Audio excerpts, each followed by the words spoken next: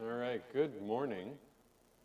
Welcome to Catechism class with Resurrection Lutheran Church. And we're continuing our look at Bible history with catechism applications.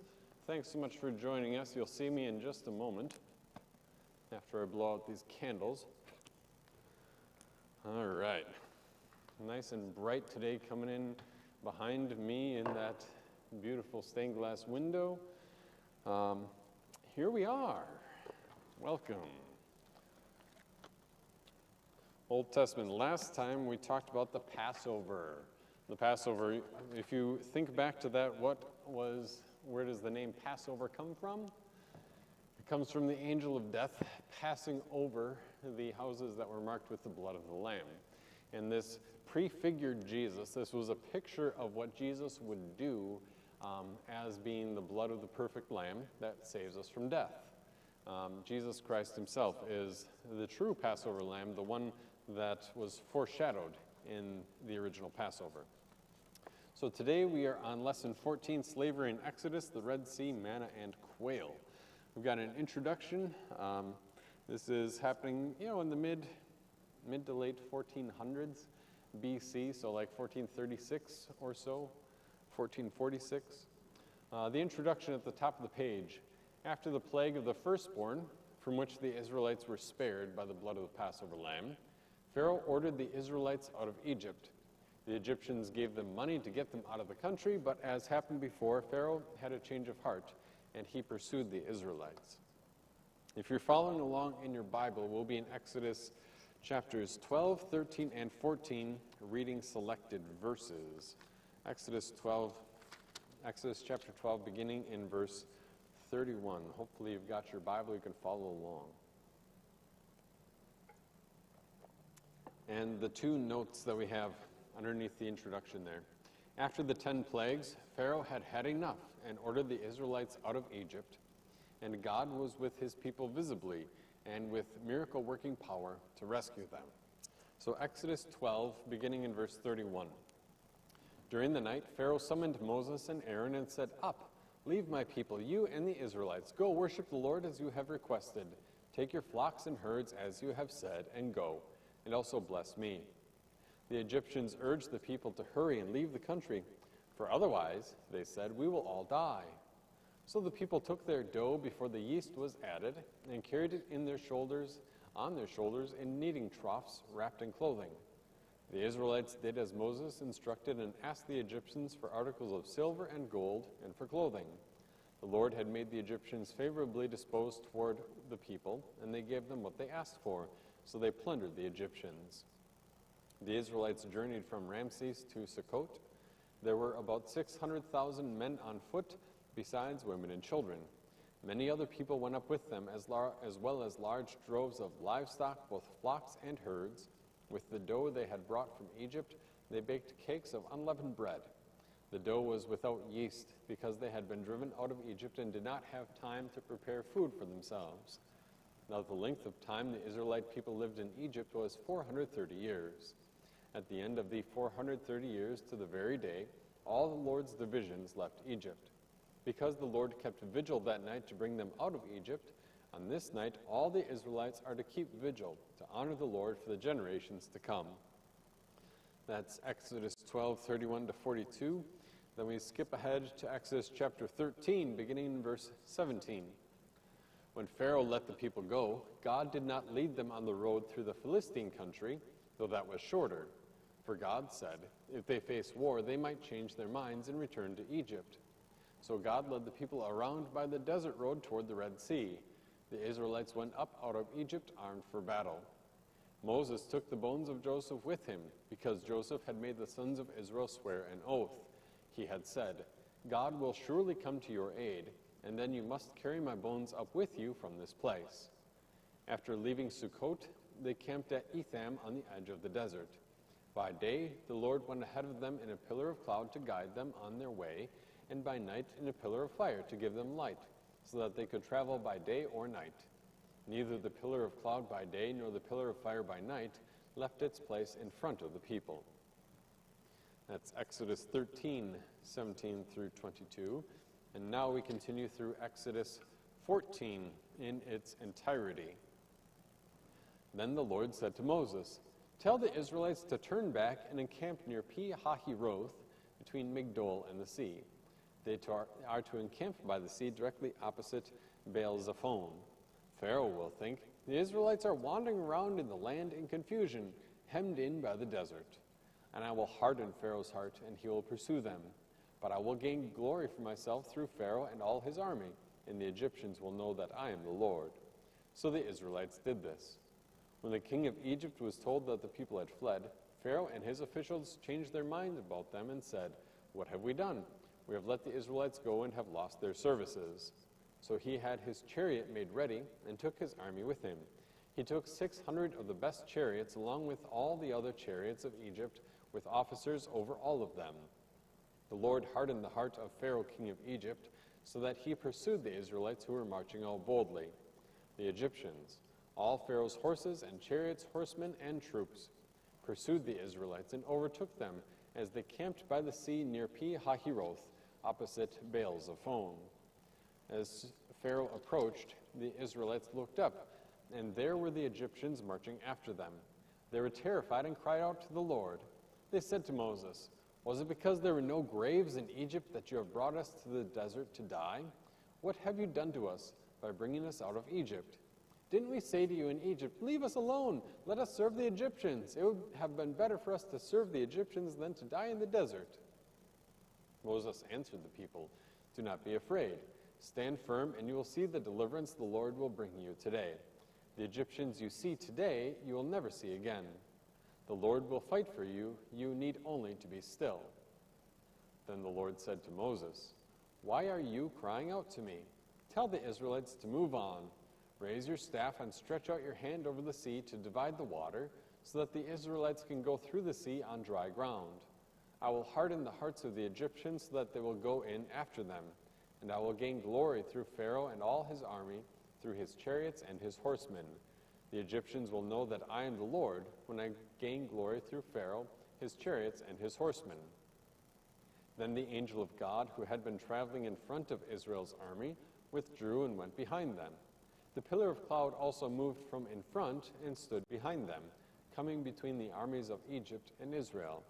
Throughout the night the cloud brought darkness to the one side and light to the other, so neither went near the other all night long. Then Moses stretched out his hand over the sea, and all that night the Lord drove the sea back with a strong east wind and turned it into dry land. The waters were divided, and the Israelites went through the sea on dry ground, with a wall of water on their right and on their left. The Egyptians pursued them, and all Pharaoh's horses and chariots and horsemen followed them into the sea. During the last watch of the night, the Lord looked down from the pillar of fire and cloud at the Egyptian army and threw it into confusion. He made the wheels of their chariots come off, so that they had difficulty driving. And the Egyptians said, "Let's get away from the Israelites. The Lord is fighting for them against Egypt." Then the Lord said to Moses, "Stretch out your hand over the sea, so that the waters may flow back over the Egyptians and their chariots and horsemen." Moses stretched out his hand over the sea, and at daybreak the sea went back to its place. The Egyptians were fleeing toward it, and the Lord swept them into the sea. The water flowed back and covered the chariots and horsemen, the entire army of Pharaoh that had followed the Israelites into the sea. Not one of them survived. But the Israelites went through the sea on dry ground, with a wall of water on their right and on their left. That day the Lord saved Israel from the hands of the Egyptians, and Israel saw the Egyptians lying dead on the shore. And when the Israelites saw the great power the Lord displayed against the Egyptians, the people feared the Lord and put their trust in him and in Moses, his servant.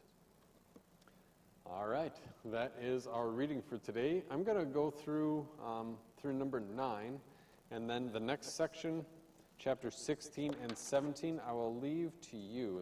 There's a little bit more there, but I think it makes a good break point. And it's, chapter 16 and 17 talking about manna and quail, how God provides for his people. I think that's something that you can work together with either on your own or with a loved one at home.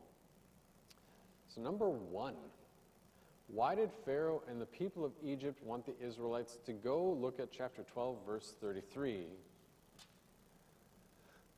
During the night, the Egyptians urged the people to hurry and leave the country, for otherwise, they said, we will all die. Easy peasy lemon breezy. Why did they want the Israelites to go? They figured that they were all going to die if the Israelites stayed there any longer.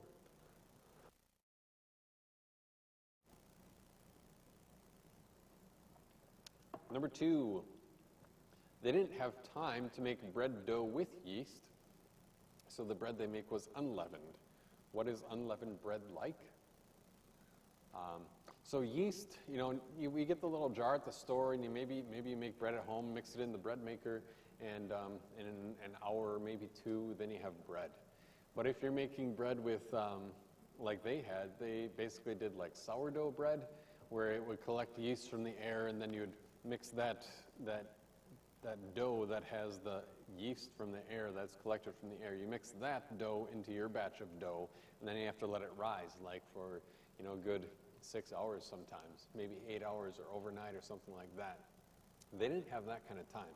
So unleavened means without yeast, and unleavened bread is flat, like flat bread. You think like maybe a tortilla or a pita. Pita, it sounds kind of like my name.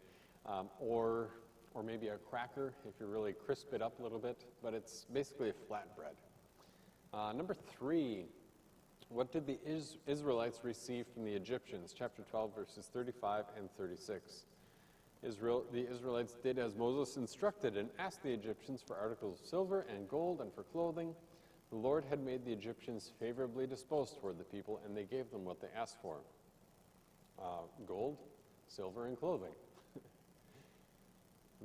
God is making sure that they are well provided for as his nation moves from this place where they have been, yes, enslaved. And maybe it's, some of it is kind of like overdue wages, but it's also God making sure that he's providing for his people as they are moving to a new land. Number 4, how long had it been since Jacob's family arrived in Egypt? Verse 40. Now the length of time the Israelite people lived in Egypt was 430 years. Well, that's easy. 430 years, that's an incredibly long time. 430 years ago would have been 1590. Wow. That's before electricity, before computers, before cars, before George Washington was even born. Is only 100 years after Columbus landed in North America. All right, so that's a fairly long period of time. We don't really think about that. Number 5, how did God make his presence known to the Israelites as they traveled? Looking at chapter 13, verses 21 and 22. By day the Lord went ahead of them in a pillar of cloud to guide them on their way, by night in the pillar of fire to give them light, so that they could travel by day or night. All right, so a pillar of cloud and fire. Pillar of cloud, pillar of fire, and that demonstrated God's presence, that God was with them and blessing them. And it's also, we see kind of in this next section, probably that was how God indicated when they should move and when they should stay. We see that also in the book of Exodus. Number 6, what problem did the Israelites quickly run into after leaving Egypt? Chapter 14, verses 2 and 10. Chapter 14, verse 1 and 2. Then the Lord said to Moses, tell the Israelites to turn back and encamp near Pi-Hahiroth, between Migdol and the sea. They are to encamp by the sea directly opposite Baal-Zephon. And verse 10, as Pharaoh approached, the Israelites looked up, and there were the Egyptians marching after them. They were terrified and cried out to the Lord. So they're pinned between the Red Sea and Pharaoh's army. They can't run away. There's nowhere to go.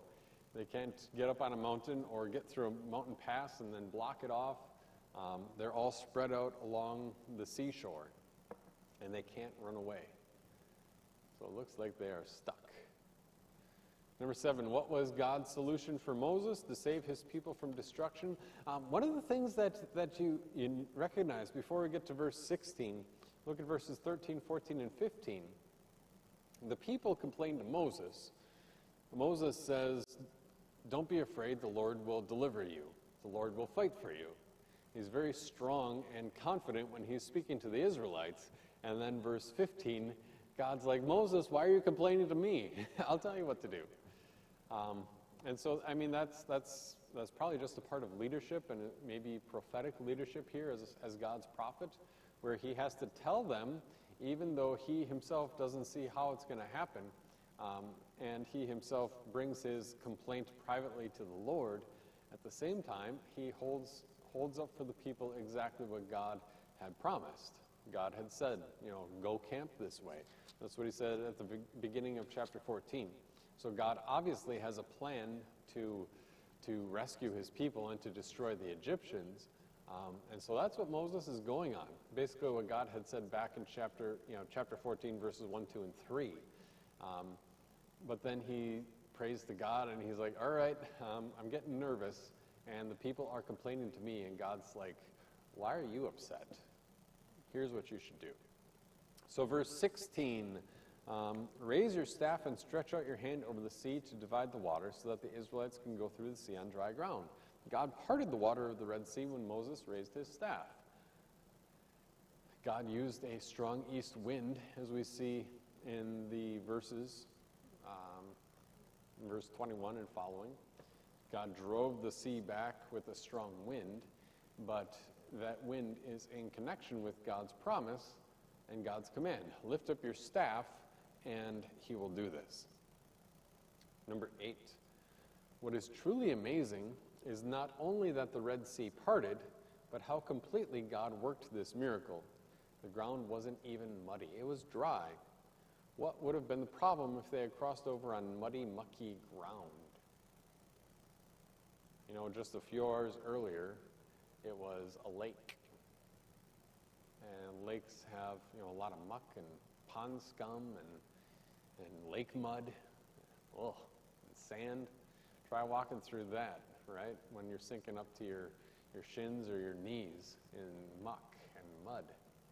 Well, it would have been very difficult and slow to go through. But God miraculously made it all perfectly dry for them. And then he undoes that when the Egyptians start following them. Number 9, how did God finally and completely rescue his people from Pharaoh? Looking at verses 23 through 28. The Egyptians pursued them. God started making their chariots wobble apart and fall apart, and they're getting stuck in the mud, and they're like, oh no, God's fighting for them. And after the Israelites get through, Moses raises his hands again, the water goes down and drowns them. And the Israelites rejoice. That's what we see in chapter 15, is the song of Moses and Miriam. They rejoice because the ones who had been trying to kill them are now they're floating along the shore. They can look upon the one who had opposed them, and that one who had opposed them is utterly destroyed. Where that song, Exodus chapter 15, where that kind of comes up is the same, it is on Easter Sunday.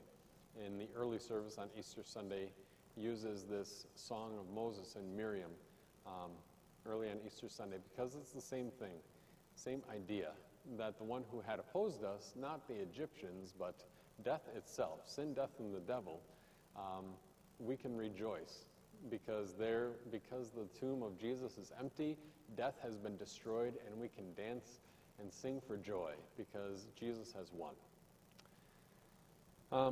So the next part, Exodus 16 and 17, 1 through 7, I'm going to leave up to you because I have to do a little bit of adjusting and checking on our sound system here this morning.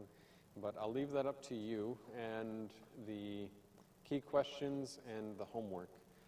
Be sure to do that reading in the small catechism, pages 68 to 74 and 267 to 272.